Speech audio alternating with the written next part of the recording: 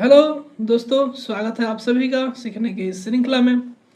तो हम लोग सीख रहे थे गणित विषय जो क्लास 9th का है, उसका अध्याय संख्या 1, जिसका जो चैप्टर है आपका नंबर सिस्टम अर्थात संख्या पद्धति। तो इसमें हम लोग भाग संख्या 1 से लेकर 7 तक कर चुके थे। आज जो हम लोग करने वाले हैं इसका भाग संख्या 8 करने वाले हैं। तो आपको पता है कि हम लोग प्रश्नावली 1.3 के प्रश्न संख्या 1 और 2 किए थे पिछले भाग में।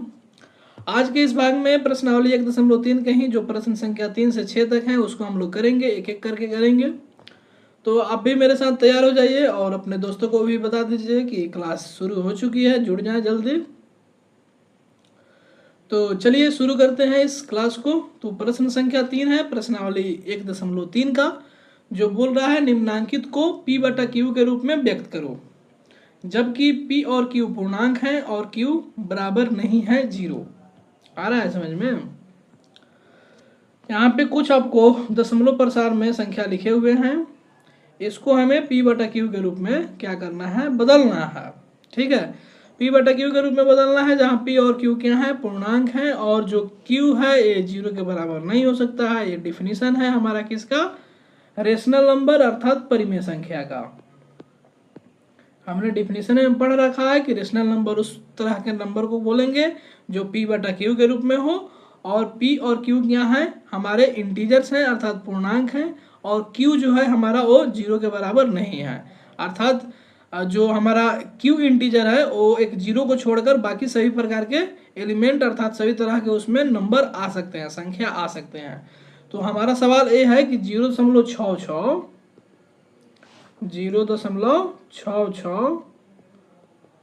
के ऊपर रेकरिंग है। इसका मतलब क्या है कि 0.6666 बार बार आ रहा है। इसको हमें बदलना है किसमें, P बटा Q के रूप में, अर्थात बट्टा वाला के रूप में, भिन्न के रूप में हमें लिखना है। तो कैसे लिखेंगे, जो लोग उदाहरण देखे होंगे, उदाहरण वाला जिस वीडियो में हमने बताया था कैसे कन्वर्ट करेंगे, उसमें सवाल था 0.3333 को, तो वो लोग इसे जरूर कर लेंगे। ठीक है, तो चलिए देखते हैं कि इसको हम कैसे करेंगे। तो इसमें अगर आप ध्यान दो तो इसमें कितने डिजिट बार बार रिपीट कर रहे हैं, तो मात्र एक ही डिजिट है, वो है कितना, 6। तो इसमें हम कितना से गुना करने वाले हैं, 10 से गुना करने वाले हैं। तो चलो, हमें नहीं पता है कि 0.6 रेकरिंग इसका परिमेय संख्या क्या होगा, तो हम क्या करते हैं, इसको x मान लेते हैं, x बराबर 0.6 के ऊपर रेकरिंग। ठीक है, अब देखो 0.6 के ऊपर रेकरिंग है, तो हम इसको ऐसे लिख सकते हैं, x बराबर 0.66666 ऐसे आगे तक जाएगा। ठीक है, अब देखो चूंकि एक अंक की पुनरावृत्ति हो रही है, केवल 6 बार बार आ रहा है, 6 आते ही जा रहा है, रुकने का नाम नहीं ले रहा है। तो एक अंक की पुनरावृत्ति हो तो हम क्या करते हैं, दोनों तरफ 10 से गुना करते हैं। जब 2 अंक की पुनरावृत्ति हो तो क्या करेंगे, दोनों तरफ 100 से गुना करेंगे। जब 3 अंक की पुनरावृत्ति हो तो 1000 से गुना करेंगे। ठीक है, तो अब हम 10 से गुना कर देंगे। तो देखो 10 में 1 से गुना करेंगे तो कितना हो जाएगा, 10x, और 0.6666 में अगर हम 10 से गुना करेंगे तो क्या होगा, ये जो दशमलव है ना, यहाँ पे एक 0 है तो एक आगे शिफ्ट हो जाएगा। अर्थात ये जो दशमलव यहाँ लग रहा था ना, तो ये ऐसे हो जाएगा 0.6666। ये तो ये अब 0.06 हो गया ना, तो अब 6 इसको ऐसे लिख सकते हैं, 6 आगे भी डॉट डॉट डॉट। तो यहाँ लिखा हुआ है 6.66 आगे भी। ये समझ में आया? अब देखो 10x बराबर 6 जो 6 है आगे भी, तो इसको हम दो पार्ट में बांट सकते हैं, 6 और जोड़ 0.66, फिर जोड़ेंगे तो ऊपर वाला ही आ जाएगा, ये वाला। तो इतना को हमने क्या मानकर चला है, x। ऊपर यहाँ देखो, इतना का हमने क्या मानकर चला है, x। तो 10x जो बराबर 6 है तो 6 लिख दिए जोड़, और इतना को हमने x मानकर चला है तो हमने x लिख दिया। तो अब देखो 10x बराबर हो गया 6 + x। अब x वाले टर्म एक तरफ और बाकी के टर्म एक तरफ। तो 10x और इधर प्लस में x है तो इधर आएगा तो माइनस में x हो जाएगा। तो 10x में से -x गया तो कितना हो गया, 9x। तो 9x बराबर कितना हो गया, 6। तो x बराबर कितना आ जाएगा हमारा, 6/9। जब काटेंगे तो 3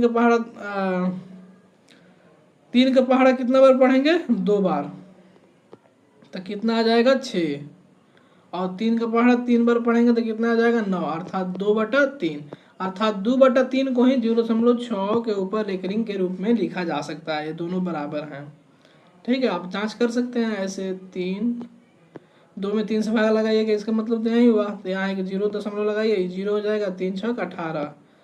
फिर घटाइएगा, शेषफल 2 आएगा, फिर 0 लगाइए, फिर 3 छक 18, फिर शेषफल 2 आएगा, फिर 0 लगाइए, फिर 3 छक 18। अर्थात ऐसे ही बढ़ते जाएगा, शेषफल 2 आते जाएगा, ना कटे का नाम लेगा, ना आप इधर रुकने का नाम लीजिएगा। तो यही आसान है, पता चल गया 0.6 के ऊपर एक रिंग को हम 2/3 लिखते हैं। यही प्रोसेस भी आपको समझ में आ रहा होगा।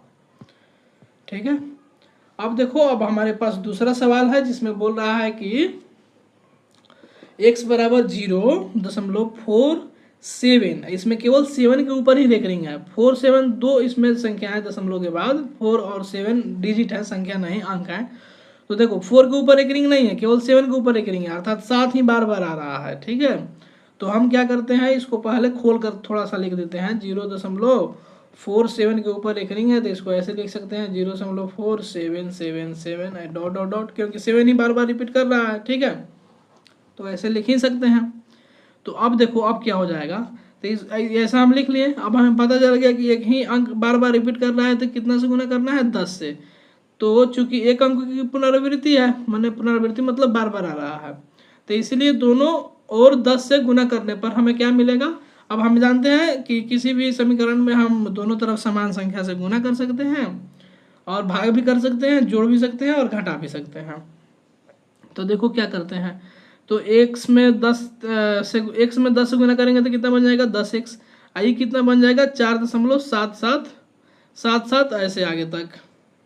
ठीक ना, अब देखो 4.7777 आगे तक ऐसे जाएगा।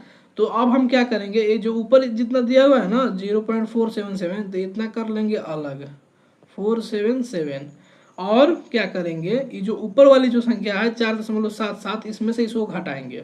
ठीक है, जब घटाएंगे तो कितना आएगा, 4.3 आएगा, और जब दोनों को जोड़ देंगे तो फिर ये ऊपर वाला संख्या आ जाएगा। ठीक है, तो 4.777 को हम ऐसे भी लिख सकते हैं, 4.3 जोड़ 0.4777 माने 7 के ऊपर एक रिंग। तो ये 10x था ही हमारा, तो 10x बराबर हो गया 4.3 जोड़, इसको हम x लिख सकते हैं, तो x लिख दिया। तो 10x में से x गया तो कितना बच गया, 9x, और 9x बराबर हमारा कितना हो गया, 4.3। तो यहाँ से हमारा जो x का वैल्यू आएगा, यहाँ देखो 9 गुना में है तो इधर भागा में आ जाएगा, तो ये हो जाएगा 4.3 अब बटा 9। ये जब दशमलव उड़ेगा ऊपर, मन भागेगा यहाँ से, खत्म जाएगा यहाँ से, तो 1 0 नीचे आ जाएगा। दशमलव के बाद कितने अंक है, 1, केवल 3 है, तो मतलब एक ही अंक है, तो केवल 1 0 यहाँ पर हम लगा देंगे, अर्थात कितना हो जाएगा, 43/90। आया समझ में। अब तीसरा सवाल ऐसा ही है सेम, लेकिन इसमें क्या हो रहे हैं, 3 अंक रिपीट कर रहे हैं। ठीक है, 0.001, और ये तीनों के ऊपर एक रिंग लगा हुआ है, अर्थात ये तीनों रिपीट कर रहे हैं। तो हमने एक बार खोलकर इसको ऐसे लिख लिया। अब बताए हैं जब 3 अंक बार बार रिपीट करें तो उसमें किससे गुना करना है, 1000 से। तो 1000 से दोनों पट्टी गुना करेंगे, दोनों साइड, तो 1000x बराबर, अब देखो 1000 से गुना करेंगे तो 1000 में कितना जीरो होता है, 3 जीरो, तो 3 जीरो दशमलव आगे शिफ्ट होगा, तो 1 2 3, अर्थात 1 के बाद दशमलव रहेगा, तो 1.001001 ऐसे हो जाएगा ना।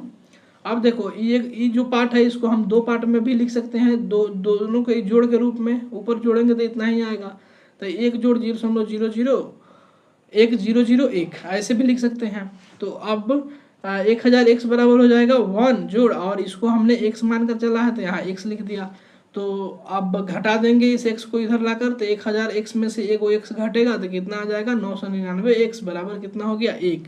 तो x बराबर कितना आ जाएगा हमारा, 1/999, जो हमारा सही उत्तर हो जाएगा, सही आंसर हो जाएगा। अब देखो प्रश्न संख्या 4 है, जो बोल रहा है 0.999999 को p/q के रूप में व्यक्त कीजिए। तो देखिए इसको हम कैसे व्यक्त करेंगे। तो x बराबर हम मान लिए 0.999999, ये रुकने का नाम नहीं ले रहा है, अर्थात 0.9 के ऊपर एक रिंग है, इसी को हम लिख रहे हैं। ठीक है, तो इसको हमने ऐसे लिखा। अब देखो एक ही डिजिट है जो बार बार रिपीट हो रहा है, एक ही अंक है, तो एक अंक है तो 10 से गुना करते हैं, तो दोनों तरफ हमने 10 से गुना कर दिया। तो जब 10 से गुना करेंगे तो 1 दशमलव आगे की तरफ शिफ्ट होगा, तो 1 दशमलव आगे की तरफ शिफ्ट होगा, आगे की तरफ जाएगा तो कितना हो जाएगा, 9.99999999 आगे तक बढ़ते जाएगा। तो ये हो जाएगा 10x बराबर, अब देखो ये जो पार्ट है इसको हम 2 पार्ट में लिख रहे हैं, ये जो संख्या है इसको हम 2 पार्ट में लिख रहे हैं, एक 9 जोड़, और एक दशमलव वाला में तो 0.9999 ये वाला। अब देखो ये 10x को हमने क्या मानकर चला था, 10x को हमने क्या मानकर चला था, 10x था ये, और ये हो गया 9 प्लस इसको हमने क्या मानकर चला था x, तो इस यहाँ पर हमने क्या पुट कर दिया x। ठीक है, तो अब देखिए 10x में से x जाएगा तो कितना आ जाएगा 9x, 9x बराबर कितना हो गया 9, तो यहाँ से x का वैल्यू कितना आ गया हमारा 1। लो भाई साहब, तो 1 बराबर हो गया 0.999999999 आगे तक जाएगा, इसका मतलब तो यही हुआ ना 1/1, तो इसका मतलब तो यही हुआ। तो अब देखिए क्या दोनों बराबर है, एक बराबर 0.9999 ये क्या बराबर है, तो इसका कारण यहाँ पे लिखा हुआ है चूंकि 0.9999 में 9 की पुनरावृत्ति अनंत तक हो रही है, मतलब इनफाइनाइट तक, इसीलिए 1 और 0.9999 के बीच में कोई रिक्त स्थान नहीं है, अतः वे क्या हैं बराबर ही हैं, क्योंकि इनफाइनाइट टाइम 9 आ रहा है, इसलिए ये दोनों बराबर ही हैं। अब देखो प्रश्न संख्या 5 है जो कह रहा है 1/17 के दशमलव प्रसारण में आवर्ती खंड में अधिकतम कितने अंक हो सकते हैं, अपने उत्तर की पुष्टि के लिए विभाजन क्रिया कीजिए। तो विभाजन क्रिया तो बोल ही रहा है, तो 1 में 17 से भागा लगा दीजिए, जितना आएगा यहाँ पर, जितना पर रिकरिंग चढ़ रहा है उतना ही लिख देना है आंसर। तो करके देखिए जल्दी से, कर लिए, तो चलिए अब आगे के स्लाइड पर चलते हैं। देखिए यहाँ पे किया गया है, भाग लगा दिया गया है, इसे जो भागफल है इधर लिखा हुआ है, तो देखो जब इसको भाग लगाएंगे तो इतना ही आएगा, ये जो दिख रहा है ना इसे, और आगे भी है अभी कैलकुलेशन वाला पार्ट में, तो इसको देख लेना, मिला लेना। तो जब हम 1/17 को लिखेंगे तो इतना डिजिट के ऊपर रेकरिंग चढ़ेगा, इतना डिजिट के बाद देखो फिर 1 आ गया, यहाँ पे लास्ट में 1 आ गया ना, और शुरू में भी कहाँ से खेल शुरू हुआ था, 1 से ही शुरू हुआ था, यहाँ ए भी 1 से, तो फिर ए रिपीट लगेगा करना है। ठीक है, पूरा प्रोसेस के बाद यहाँ भी 1 आ गया, मतलब पूरा लगेगा रिपीट करने है। तो जब यहाँ से रिपीट करने लगेगा तो हम रेकरिंग लगा देंगे। तो अब ये जरा काउंट करो तो कितना है, कितना डिजिट है। जब आप इसे काउंट करोगे तो आपको कितना डिजिट मिलेगा, 16 डिजिट मिलेगा। इस प्रकार जब भाजक 17 हो तो आवर्ती समूह खंड में अधिकतम अंकों की संख्या जो होगी कितनी होगी, 16 होगी, 1 कम होगी। ठीक है, तो अब हम प्रश्न संख्या 6 की तरफ बढ़ते हैं। बोल रहा है कि P/Q जहाँ Q बराबर नहीं है 0 के रूप में परिमेय संख्याओं के अनेक उदाहरण लीजिए। बहुत सारा बोल रहा है, आप उदाहरण लीजिए जहाँ P और Q क्या है, पूर्णांक है, और आगे क्या कंडीशन है, जिनका 1 के अतिरिक्त अन्य कोई उभयनिष्ठ गुणनखंड नहीं है। अब जो P और Q का जो गुणनखंड है केवल 1 ही है, ठीक है, और कोई दूसरा उभयनिष्ठ गुणनखंड नहीं है। अब बोल रहा है जिसका शांत दशमलव निरूपण प्रसार है, और उसका जो होगा वो क्या होगा, दशमलव निरूपण शांत होगा, शांत। क्या आप यह अनुमान लगा सकते हैं कि P को कौन सा गुण अवश्य संतुष्ट करना चाहिए। तो ये प्रश्न संख्या 6 है। तो चलिए इसका सॉल्यूशन देखते हैं। तो हमने कुछ यहाँ पे उदाहरण ले लिया। एक उदाहरण है 5/2, 17/5, 108/25, 39/100। इसमें अगर हम देखेंगे तो उभयनिष्ठ गुणनखंड केवल 1 है, 1 के अतिरिक्त कुछ नहीं है, मतलब 5, 2 में कॉमन भाजक क्या है, केवल 1 ही है, 1 से दोनों में भाग लगेगा। इसमें भी 1 जो है 5 को विभाजित कर देगा और 17 को विभाजित कर देगा, दूसरा कोई नहीं है। ठीक है, तो देखो चूंकि 25 बराबर क्या लिखते हैं, 5 × 5, और 100 को हम कैसे लिख सकते हैं, 2 × 2 × 5 × 5। यहाँ पे 25 है, यहाँ पे 100 है, तो ऐसा हम लिख सकते हैं। तो हम इस निष्कर्ष पर पहुंचते हैं कि किसी परिमेय संख्या का दशमलव प्रसार शांत हो तो उनके हरों के अभाज्य गुणनखंडों में केवल 2 अथवा 5 अथवा दोनों होते हैं।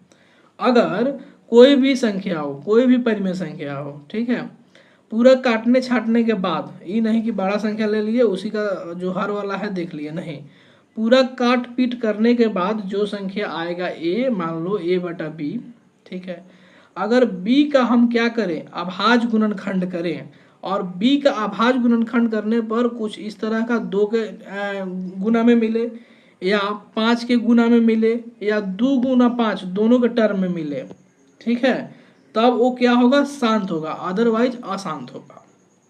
अदरवाइज क्या होगा, अशांत होगा। आ रही है समझ में? तो यहाँ तक हमने ये देखा। अगले भाग में जो हम लोग देखेंगे वो देखेंगे प्रश्नावली 1.3 का, जो प्रश्न संख्या 6 से 9 तक है उसको हम लोग करेंगे। तब तक आपका बहुत बहुत धन्यवाद। मिलते हैं आपसे जल्द ही अगले भाग में। जय हिंद।